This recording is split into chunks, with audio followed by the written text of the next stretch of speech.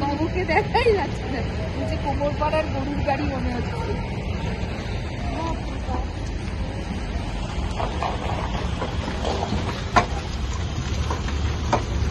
নানান রকম অভিজ্ঞতা মানুষের না,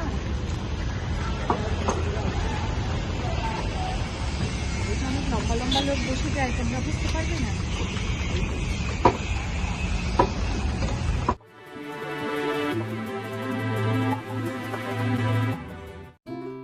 নমস্কার বন্ধুরা, প্রতিমার আরেকটি নতুন ভিডিওতে সকলকে স্বাগত জানাই। দেখো, আমরা পৌঁছে গেছি এসএমভিটি বেঙ্গালুরু স্টেশনে। আর যেহেতু সামনের দিকে কাজ হচ্ছিল, তাই জন্য আমরা যে ট্রলিতে করে মালপত্র নিচ্ছিলাম সেই দাদার কথা মতোই ট্রলির পেছনে বসে স্টেশনে চলে যাচ্ছি। বেশ অনেকটা পথই হাঁটা, আর সেদিন ঝিরঝিরে বৃষ্টি ছিল, তাই আমাদের জন্য হেঁটে স্টেশন পৌঁছানো বেশ কষ্টকর ছিল। দাদা মালপত্রের সঙ্গে আমাদেরকে নিয়ে একেবারে স্টেশনে ট্রেনের যে বগি বা আমাদের যে কোচ ছিল তার সামনে পৌঁছে দিয়ে এসছে। 1-2-2-4-6 দুরন্ত এক্সপ্রেস এসএমভিটি থেকে সকাল 11টা 15 মিনিটে যাত্রা শুরু করে।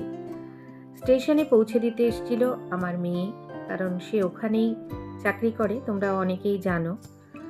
আর সেদিন ছিল ঝিরঝিরে বৃষ্টি, আর ও যখন স্টেশনে দাঁড়িয়ে থাকে আর ট্রেনটা ছেড়ে দেয়, সেই অনুভূতিটা ঠিক বলে বোঝাতে পারবো না যে কতটা খারাপ লাগে। দেখো, এখানে দেখতেই পাচ্ছ ঝিরঝিরে বৃষ্টি পড়ছিল। যাই হোক, আমাদের ট্রেনটা একদম সময় মতোই ছেড়ে দিয়েছে। আমরা প্রত্যেকেই বসে গেছি। আর এই যে দাদা দিদি, ওনাদের নাতি নাতনি, সকলের সঙ্গে মিলেমিশে যাত্রাপথটা বেশ ভালোই কেটে গেছে।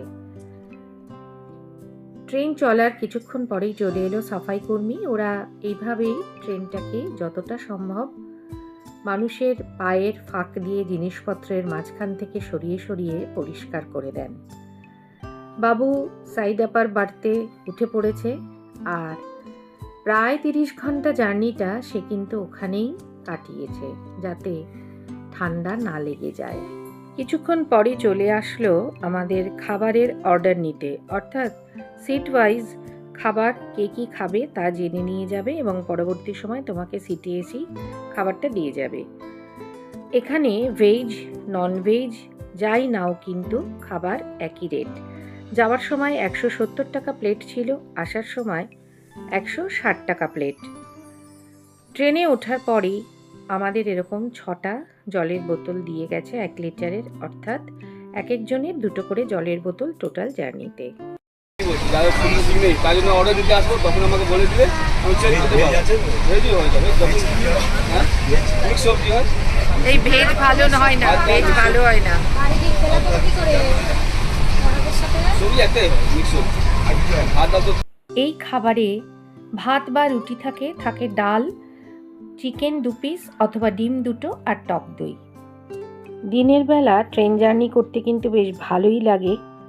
এখানে দেখো, প্রাকৃতিক দৃশ্য দেখতে দেখতে আমরা চলেছি। দুরন্ত টোটাল যাত্রাপথে মাত্র 4 বার দাঁড়ায়। আগের বারই আমার ভিডিওটি যারা দেখেছো তারা জেনেছো। সেদিন যেহেতু মেঘলা ছিল, আকাশে ভালো রোদ ছিল না, তবুও প্রাকৃতিক দৃশ্য কিন্তু আমরা উপভোগ করতে করতে এগিয়ে চলেছি হাওড়ার দিকে। এই রুটের যতগুলি ট্রেন চলে, সবথেকে দ্রুততর ট্রেন হলো এই দুরন্ত এক্সপ্রেস। টোটাল যাত্রাপথে রেনিগুন্টা, বিজয়ওয়াড়া, বিজয়নগরম এবং ভুবনেশ্বর এই 4টি স্টেশনেই দাঁড়ায়। কোনো স্টেশনে 10 মিনিট, কোনোটিতে বা 20 মিনিট। বলতে বলতে দেখো, এখানে আমরা দেখতে পাচ্ছি কাবেরী নদী। এই নদীটা দেখতে এত ভালো লাগছিল, সাথে আমার নজরুল রচিত একটি গানও মনে পড়ে যাচ্ছিল। কাবেরী নদী জলে কে গো বালিকা। কত বড় নদী, এ প্রান্ত থেকে ও প্রান্ত দেখাই যায় না। আস্তে আস্তে নদী পেরিয়ে আমরা পৌঁছে যাচ্ছি আমাদের প্রথম স্টেশন, যেটা কিনা রেনেগুন্টা।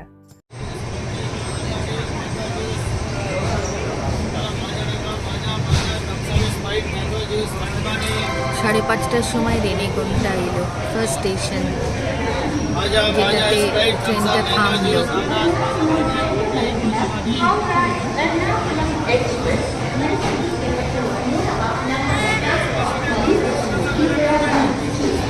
दाल पकोड़ा समोसा भी दाल पकोड़ा भी दाल पकोड़ा में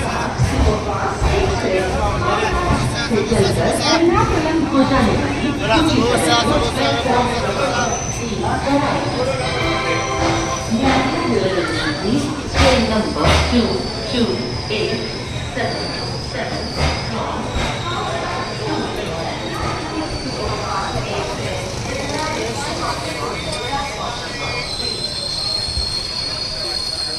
केला भी केला केला केला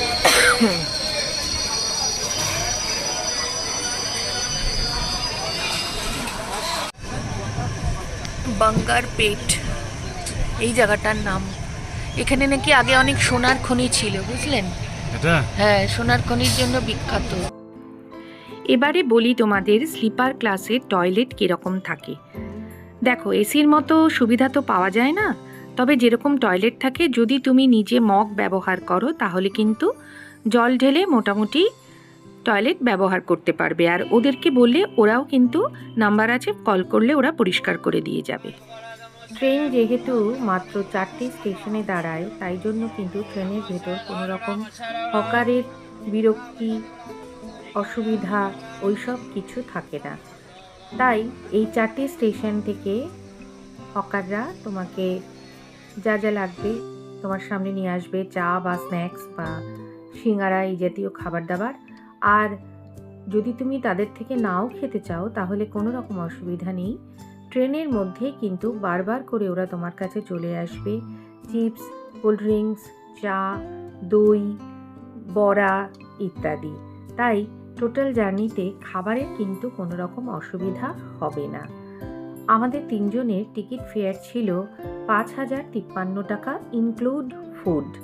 কেউ যদি না চাও ট্রেনের খাবার খেতে তাহলে কিন্তু উইদাউট ফুডও টিকিট কাটতে পারো। আমরা কিন্তু স্লিপার ক্লাসে যাত্রা করি, যেহেতু বাবুর খুব ঠান্ডা লাগার ধাত আছে, তাই জন্য এসিতে যাত্রা করতে পারি না। তবে মোটামুটি অসুবিধা হয় না আমাদের এই জার্নিতে। কি কোম্পানির দই গো? না, মাদার ডেয়ারির দই দুটো 50 টাকা। কেন, ট্রেন বলে? আমার লাগবে না, যাও।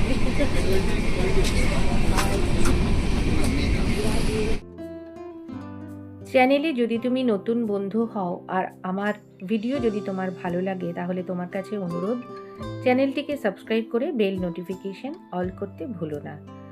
দেখো, বলতে বলতেই চেকার এসে গেছে এবং উনি সকলের টিকিট পরীক্ষা করে দেখছে। এখানে চলে এসছে বড়া। এই বড়াগুলো পার পিস 10 টাকা, আর খেতে মোটামুটি ভালোই, টাইম পাস হয়ে যায়। এখান থেকে বড়া কিনে নিলাম, নিয়ে আমরা লঙ্কা নুন দিয়ে খেতে থাকলাম। দিনের মতো রাতের বেলাতেও কিন্তু ওখান থেকেই তোমাকে খাবার দিয়ে যাবে, অবশ্যই যদি তুমি টিকিটের সাথে খাবার বুক করো। যদি বুক নাও করো তাহলে কিন্তু ওদেরকে অর্ডার দিলে ওরা খাবার দিয়ে যায়। এই যে দেখো, 2জন মা আর মেয়েকে দেখাচ্ছি, এদের একটা গল্প আছে। এনারা টিকিট ভুল করেছিলেন, মানে হাওড়া থেকেই আবার টিকিট কেটে ফেলেছিলেন এসএমভিটি স্টেশন পর্যন্ত, কিন্তু ওনাদের টিকিটটা হওয়ার কথা ছিল এসএমভিটি থেকে হাওড়া। পরের দিন সকালবেলা তোমাকে আবার চা দেবে আর ব্রেকফাস্টে এরকম ব্রেড আর অমলেট দিয়ে যাবে। বাবু সকালবেলা উঠে টয়লেট গিয়ে দাঁত ব্রাশ করে এই যে আমার পাশে একটুখানি সময় বসে আছে। তারপর ব্রেকফাস্ট করে আবার উঠে যাবে তার আপার বাড়তে। রেনেগুন্টার পরে কিন্তু বিজয়ওয়াড়া এবং বিজয়নগরম দুটো স্টেশন আমরা পার করেছি। বলতে বলতে দেখো ভুবনেশ্বর স্টেশন চলে এসেছে, আর এখানেও কিন্তু অনেক রকম খাবার পাওয়া যাচ্ছে। স্টেশন থেকে নেমে অনেকেই সেই খাবার কিনে নিয়েছেন, কারণ রেলের খাবারের দামটা বেশ খানিকটা বেশি। তবে আমার মতে বাইরের খাবারের থেকে রেলের খাবারের স্বাদ যেমনই হোক না কেন, সেটা খাওয়াই কিন্তু বেশি নিরাপদ। পুরনো কথায় ফিরে আসি, ওই যে মা আর মেয়ে যারা ভুল টিকিটে চড়ে বসেছিলেন, তাদের কিন্তু ট্রেন থেকে নেমে যেতে হয়নি। চেকারকে ফাইন দিয়ে কিন্তু তারা আমাদের সাথেই হাওড়া এসে পৌঁছলেন। ওনারাও গিয়েছিলেন ব্যাঙ্গালোরে ট্রিটমেন্টের জন্য। আস্তে আস্তে ধৈর্য কম হতে শুরু করে। এবারে খালি প্রতীক্ষা কখন আসবো হাওড়ায়। পুরো জার্নিটাতে নানা রকমের প্রাকৃতিক সৌন্দর্য দেখা যায়। 4টে রাজ্য কাভার আপ করে, প্রথমে কর্ণাটকা, তারপরে তামিলনাড়ু, তারপর অন্ধ্রপ্রদেশ, সবশেষে হচ্ছে ওড়িশা। দেখো আমরা এখন চলে এসেছি উড়িষ্যা পার করে। আমরা কোলাঘাটের এই ব্রিজ ক্রস করছি, আর এখানে আমরা দেখতে পাচ্ছি রূপনারায়ণ নদী। ব্যাস, এবার অপেক্ষা আর কতক্ষণে বাড়ি পৌঁছবো। সুন্দর প্রাকৃতিক সৌন্দর্যে ভরপুর এই জার্নিটা সবাই কিন্তু খুব এনজয় করে। পাহাড়, সমুদ্র, নদী কোনো কিছুই কিন্তু বাদ নেই। তবে আসার অভিজ্ঞতাটা বেশ তিক্ত, কারণ কারশেডের আগে প্রায় 1 ঘন্টা ট্রেনটা দাঁড়িয়ে থাকে সিগন্যালের জন্য। এতক্ষণ জার্নি করার পর ওই 1 ঘন্টা কত যে কষ্টে কাটিয়েছি তা বলার নয়। আমাদের ব্যাটারির গাড়ি দাঁড়িয়েছিল। আমরা স্টেশন থেকে নেমে সেই গাড়িতে মালপত্র তুলে চলে এসেছিলাম স্টেশনের বাইরে। তবে বর্তমানে হাওড়া স্টেশন থেকে বাড়ি পৌঁছানো কিন্তু বেশ কষ্টসাধ্য। যাত্রী সাথী অ্যাপের মাধ্যমে তোমাকে গাড়ি বুক করতে হবে, আর যখন গাড়ি আসবে তখনই কিন্তু তুমি গাড়ি নিয়ে আসতে পারবে তোমার বাড়িতে। আগে যেরকম প্রিপেড পোস্টপেড ট্যাক্সি ছিল, এখন কিন্তু সেগুলো একেবারেই উধাও। এই ব্যাপারটা বড় অবাক লাগলো। যাই হোক, আমার যাত্রা এখানেই শেষ। সবাই ভালো থেকো, দেখা হবে নতুন একটি ভিডিওতে।